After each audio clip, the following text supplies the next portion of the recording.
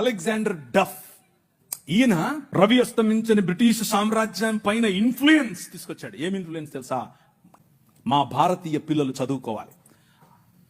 పిల్లలు అన్నారు, ఎందుకు, మాకు అవసరం లేదు, మీ పాశ్చాత్య విద్యతో మేమేం చేస్తాం, మేము మంత్రాలు చదువుతాం. ఆయన అన్నాడు, మంత్రాలకు చింతకాయలు నైరాలతా హై. అలెగ్జాండర్ డఫ్, నో, చదవాలి, మన పిల్లలు చదవాలి, ఆంగ్ల భాషలో చదవాలి, ప్రతి భాషలో చదవాలి, తెలుగులో చదవాలి, తమిళంలో చదవాలి, బెంగాలీ కావాలి, పుస్తకాల తర్వాత పుస్తకాలు, పుస్తకాల తర్వాత.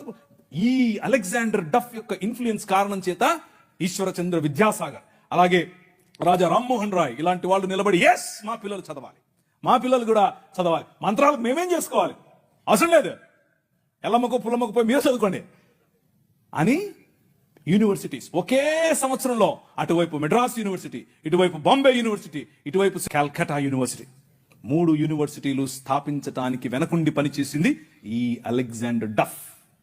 ఈయన ప్రభావం, ఈయన ఇన్ఫ్లుయెన్స్ కారణం చేత మెకాలే అనే ఒక వ్యక్తిని ఈ దేశానికి పంపించారు. పోయి చూసి రాపో బాబు, అసలు చదువు అవసరమా లేదా.